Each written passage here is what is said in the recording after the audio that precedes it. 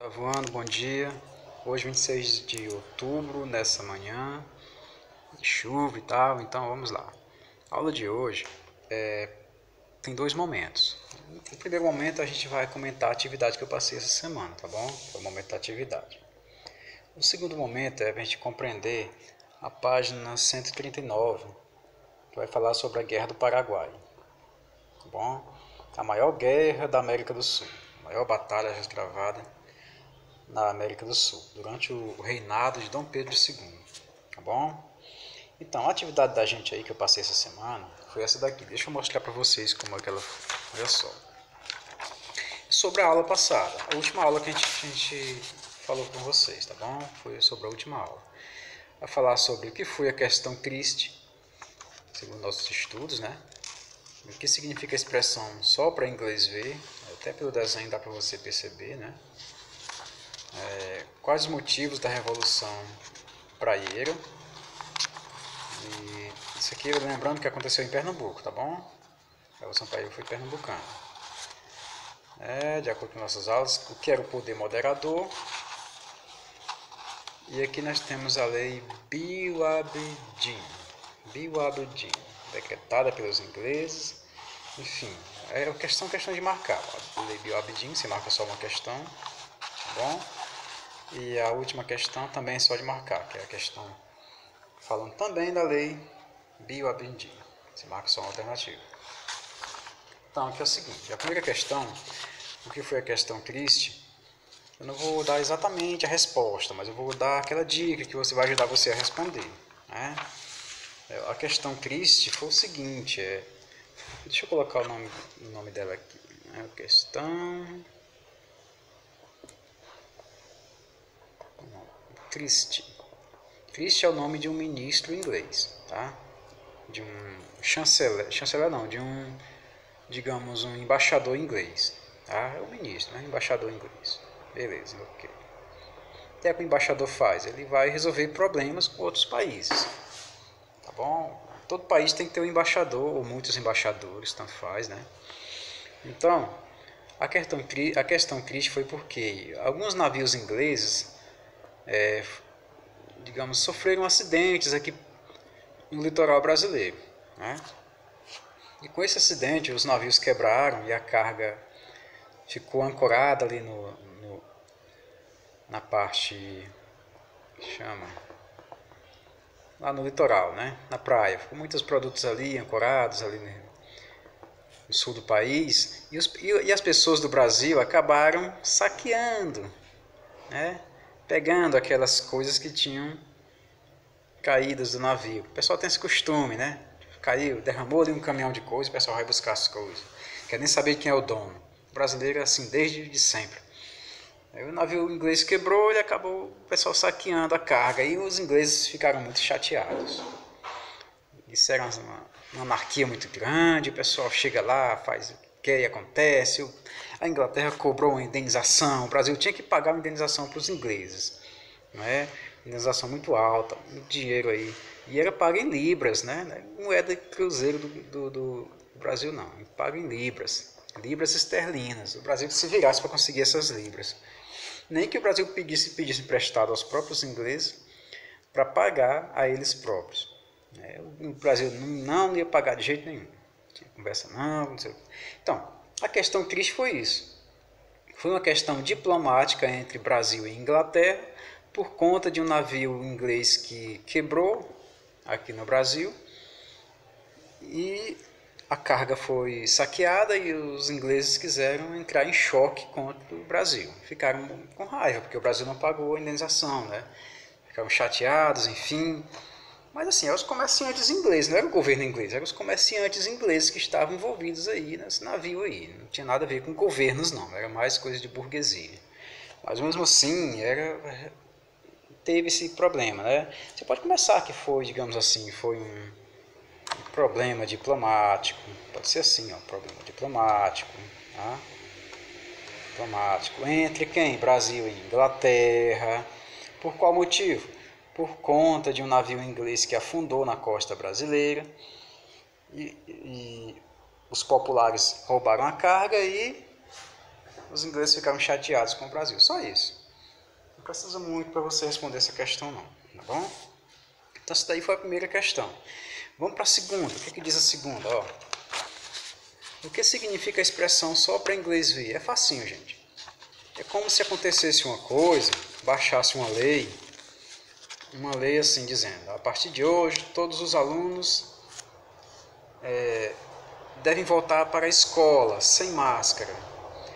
É lógico que ninguém ia obedecer essa lei. Então seria uma lei só para inglês ver. Seria uma expressão somente no papel que vale, mas na prática não vale. Então a expressão significa isso. Só para inglês ver, entre aspas, quer dizer que a lei existe no papel, no documento, mas na prática a lei não funciona, é só para inglês ver mesmo. Menino, vai estudar, menino? Ah, mamãe, já estudei. Aí a mãe vai dizer assim, isso aí foi só para inglês ver. Tá só fingindo que fez, mas não fez. Estudou e não estudou. Pois é.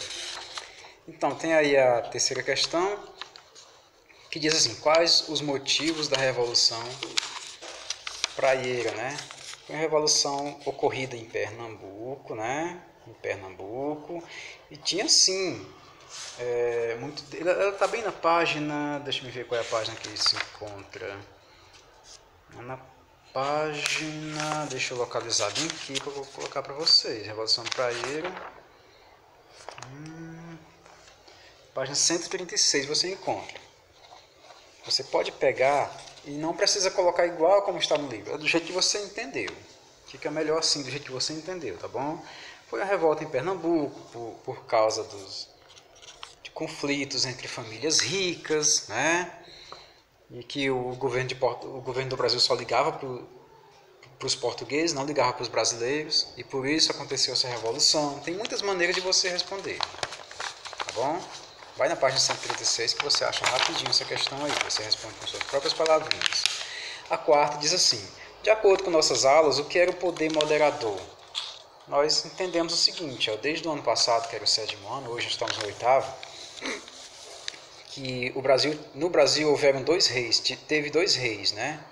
O Dom Pedro I e o Dom Pedro II.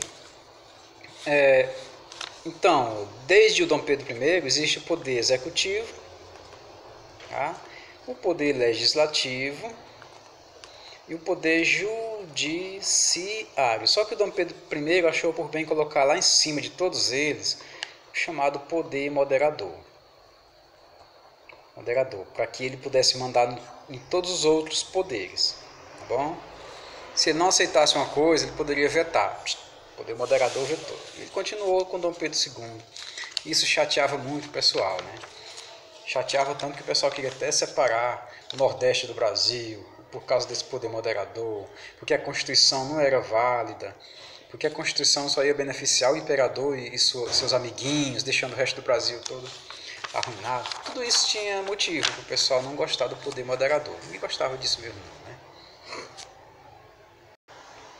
Olha só, a quinta questão diz assim, a lei Bill Aberdeen, decretada pelos ingleses, era uma resposta do Reino Unido à conivência das autoridades brasileiras com a existência do tráfico de escravos. O Bill Aberdeen era o nome de um ministro inglês. O que foi que esse ministro fez? Ele criou a lei que proibia o tráfico de escravos pelo mundo todinho. Se tivesse um navio português aí, ou brasileiro, seja lá de quem fosse, transportando escravos, os ingleses poderiam muito bem tomar o navio, nem que jogassem os escravos no mar, seja onde fosse, mas eles tomavam o navio, confiscavam lá a mercadoria, entre aspas, tá bom, gente? Então, a lei Bill Aberdeen foi isso, foi criada pelos ingleses, assinada pelo ministro Bill Aberdeen, né? Proibindo o tráfico de escravos. Essa lei colocou o Brasil em uma situação delicada e acirrou as relações diplomáticas com o país, com o Reino Unido, né? Uma consequência direta da lei Aberdeen foi o quê? Foi exatamente essa lei aqui, gente, ó. Eusébio de Queiroz. Essa aqui eu não tinha explicado ela ainda, mas ela corresponde à lei brasileira, que é, na verdade, o equivalente à inglesa lei Bill Aberdeen, que foi só para inglês ver. De verdade, ninguém obedecia essa lei aí, não. O pessoal pegava escravo escondido e dava volta nos ingleses aí pelo oceano, tá bom? E essa última também, essa aqui eu vou deixar com vocês, que eu já comentei a quinta, a sexta você vai responder por conta própria, porque se você entendeu a quinta, entendeu a expressão só para inglês ver, então você com certeza você acerta a sexta, tá bom? E na página 137 nós temos aí uma parte que fala da Guerra do Paraguai, né? De todos os países aí da América do Sul vizinhos, como o Brasil, Uruguai, Argentina, entre outros, porque eu coloquei só esses aqui porque eram os que estavam envolvidos na Guerra do Paraguai. Havia o Paraguai que estava muito bem organizado, certo? Muito bem organizado, com suas finanças em dia, com seu exército bem organizado, com sua sociedade muito bem preparada. Por quê? Porque lá já tinha universidade, o Brasil não tinha nenhuma universidade ainda. Muito bem preparada. O Paraguai tinha universidades, né? Enfim. Só que o Paraguai estava cercado de Brasil, Uruguai e Argentina. E o Paraguai estava se tornando, na América do Sul, o país mais próspero de todos. O que é próspero? Ah, professor, hoje eu estou próspero, estou R$100 no bolso. Próspero é riqueza, não é só riqueza financeira, não, é desenvolvimento, pessoas bem educadas, enfim, estava o exército bem preparado. Era o exército mais bem preparado, que era o mais organizado, era o exército do Paraguai.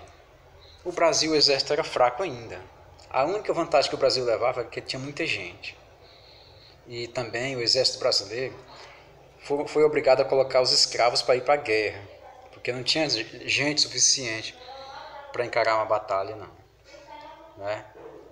Então, os ingleses lá do outro lado do Atlântico, digamos assim, incomodados com toda esse desenvolvimento do Paraguai, o que é que os ingleses fizeram? Tentaram intervir aqui, digamos, ativando essa guerra, juntando Brasil, Uruguai e Argentina para enfrentar o Paraguai, certo? Então essa foi a maior guerra da América do Sul, como eu acabei de falar para vocês. Os interesses econômicos ingleses estavam sendo ameaçados pelo desenvolvimento do Paraguai, porque ele não queria ver outro país se desenvolvendo, não. A lógica deles era muito simples. Se outra nação se desenvolvesse, ele ia perder, a Inglaterra ia perder mercados, ia perder zonas de influência, viu? A libra esterlina, que era a moeda deles, ia cair de preço, um like negativo para a libra esterlina, né? Você ia cair de valor, ia perder valor, enfim, os produtos ingleses, industriais ingleses, iam ficar todos abarrotados. Então não era bom negócio para eles. Então eles começaram a incentivar o Brasil, vendendo armas para o Brasil, para o Uruguai e para a Argentina, vendendo armas e vendendo treinamento também. Então, esses países atacaram o Paraguai e o Paraguai ficou arrasado, sua economia nunca mais se recuperou e aquela prosperidade toda ficou comprometida, né? Sul passa para a história como um grande golpe dos ingleses na América do Sul e, apesar de tudo, foi o maior beneficiado, foi a Inglaterra de tudo isso. Estou falando assim porque para evitar de ler o texto completo. Na verdade, o texto fala basicamente desse esquemazinho que eu estou colocando aqui para vocês. Tá bom? A grande, digamos assim, resultado para o Brasil. Teve algum resultado? Teve, porque, como eu falei para vocês agora há pouco, o exército brasileiro contava com soldados e escravos. Tinham prometido para os escravos e soldados a abolição da escravidão caso o Brasil saísse vitorioso. Sabe como é brasileiro, né? Promete as coisas e não quer cumprir depois. Só que os escravos foram colocados de volta em suas senzalas e em seus devidos e entregue a seus devidos donos, entre aspas, né, gente? E isso não satisfez nem o pessoal do exército, que saiu muito fortalecido. O exército no Brasil não tinha vez, não. Mas depois dessa guerra, as Forças Armadas do Brasil ficaram muito fortes. E isso foi o pontapé inicial para acabar com a monarquia no Brasil. A força do exército. Tanto é que o nosso primeiro presidente da República foi um militar. Certo? Esse foi, digamos assim, o maior grande resultado para o Brasil dessa guerra do Paraguai. Os escravos, que já estavam bem próximos dos soldados, sentiram-se naquele momento que poderiam pertencer a uma nação. Embora enganados, os soldados tomaram as dores dos escravos. Claro, nem todos, mas muitos soldados tomaram as dores. Queriam sim o fim da escravidão. Quer dizer, a abolição foi um assunto muito discutido no Brasil depois da guerra do Paraguai. A abolição da escravidão. Certo? Aqui no nosso livro, nós temos aqui na página 138 o mapa da América do Sul, onde se desenrolou o conflito. Onde se desenrolou o conflito, aqui a gente pode perceber. Essas partes mais rosadas, escuras, bem roxas, foram terras tomadas do Brasil, que pertenciam antes ao Paraguai. E essas terras em cor rosa, claro aqui em rosa, foram terras tomadas pela Argentina, que também pegou terras do Paraguai. Certo? E o Paraguai ficou arrasadaço com toda essa situação. Nunca mais se recuperou e não teve mais o que fazer. Né? Na verdade, o Paraguai ele sempre desconfiou que seria um dia invadido. Isso não era um mistério para ninguém, ele sempre desconfiou. Tanto é que ele tentou dominar aqui o Uruguai para expandir o seu poderio. Mas com o apoio dos ingleses contra ele foi meio difícil, né, de se reerguer. Então, gente, essa aqui foi nossa aula de hoje. Espero que vocês tenham compreendido alguma coisa. E na próxima aula voltamos a falar de economia, o café e a economia nacional. O cafezinho quente é legal, né? Mas como é que esse cafezinho ficou tão quente que acabou queimando a língua do imperador e digamos, servindo para tirar o eixo econômico nordeste para o sudeste. Ok? Ficamos por aqui por enquanto, por hoje. Tenham um ótimo dia. Se cuidem, gente. Tchau.